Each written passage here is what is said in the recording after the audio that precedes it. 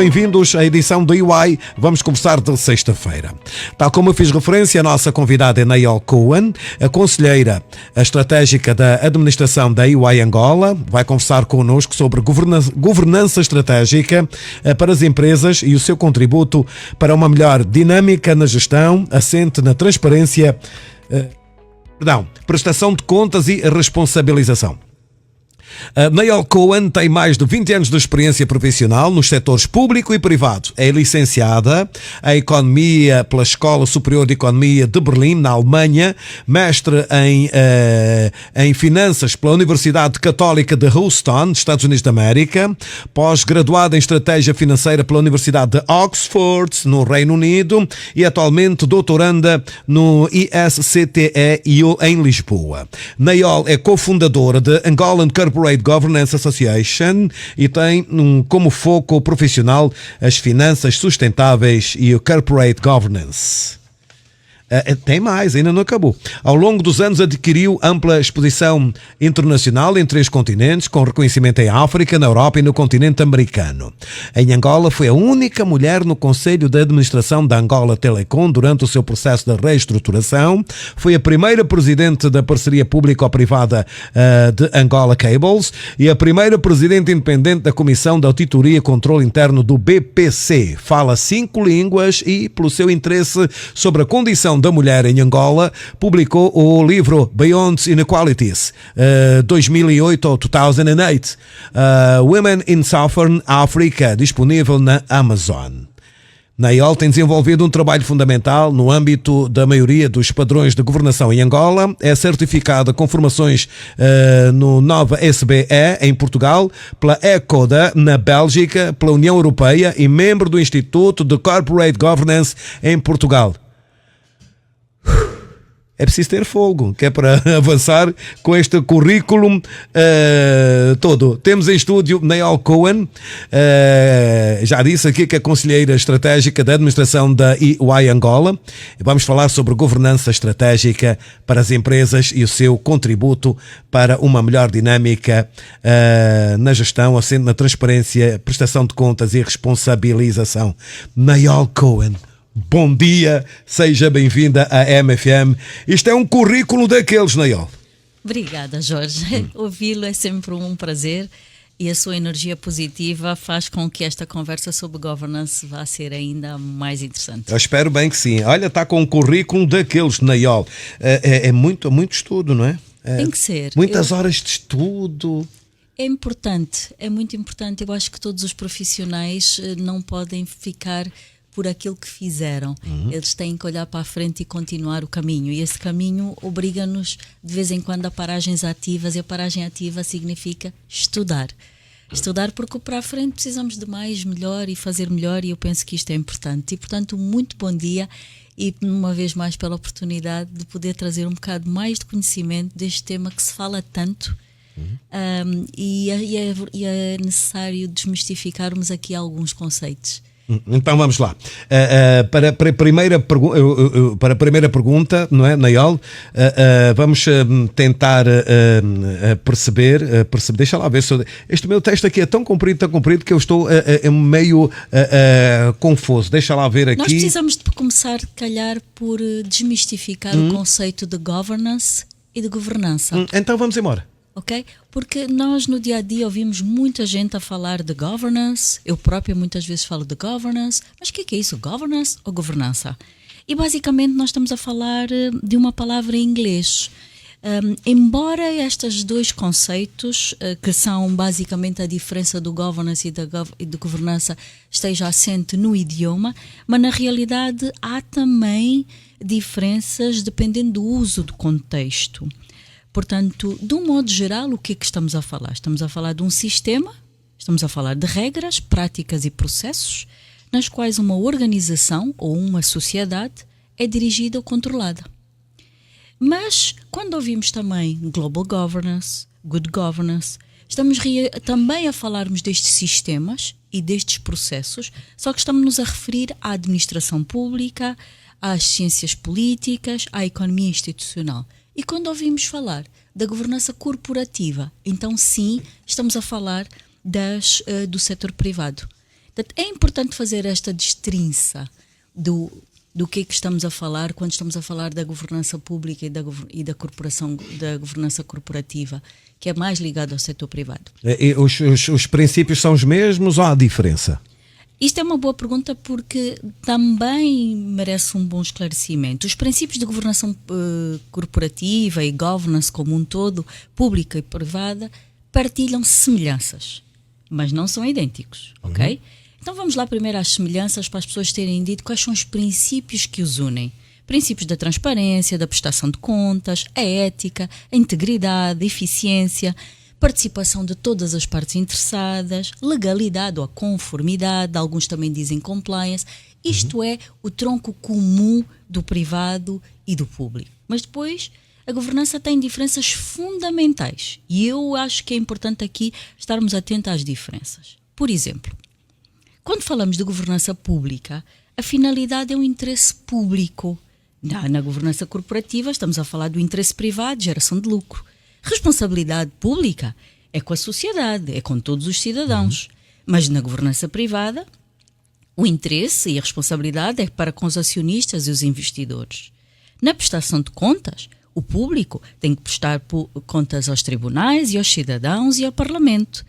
Já na governança privada, tem que prestar contas ao Conselho de Administração e aos acionistas.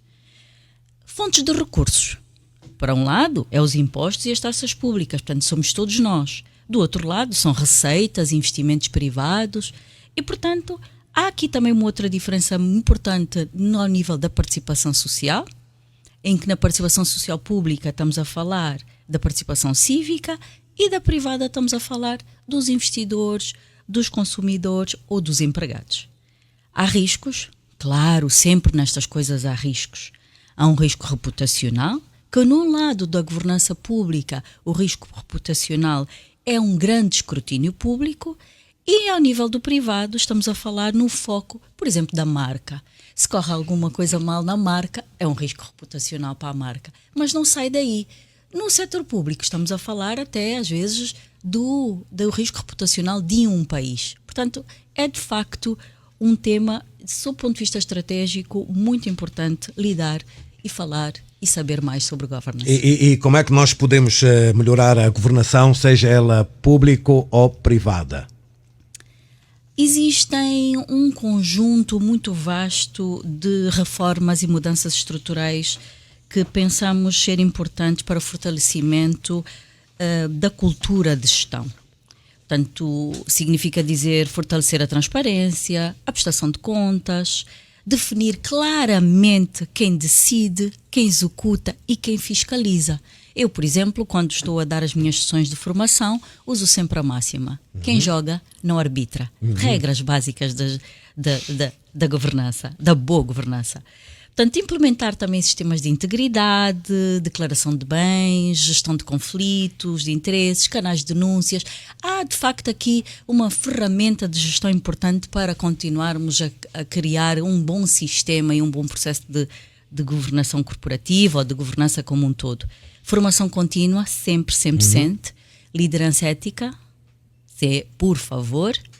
E depois, mais do que tudo, a avaliação de desempenho. É preciso garantir eficácia, não podemos ter medo da avaliação de desempenho.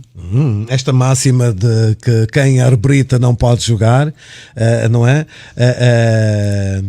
É aquela que nos diz que para se governar bem, ou você é jogador ou é árbitro. Sem dúvida. Não pode exercer as duas coisas ao mesmo tempo. Esse é o pilar fundamental. Quem joga não arbitra e não pode ser dono da bola. Não pode ser dono da bola. E então, é preciso muita formação? Tem que ser. Então, é extremamente importante haver formação por algumas razões. Não é apenas porque é desejável ou é eticamente correto. É porque é estratégico. Uma empresa ou uma sociedade, uma entidade que tenha mais formação, portanto está muito mais bem preparada, porque às vezes não se cometem erros apenas por má fé. Ou muitas vezes os erros são cometidos mesmo por falta de desconhecimento ou por ausência de ferramentas de gestão eficaz. Portanto, é essencial que as pessoas saibam o que fazer, como fazer e por que fazer. Porque senão o que é que acontece? Os profissionais que estão mais bem treinados normalmente atuam muito melhor.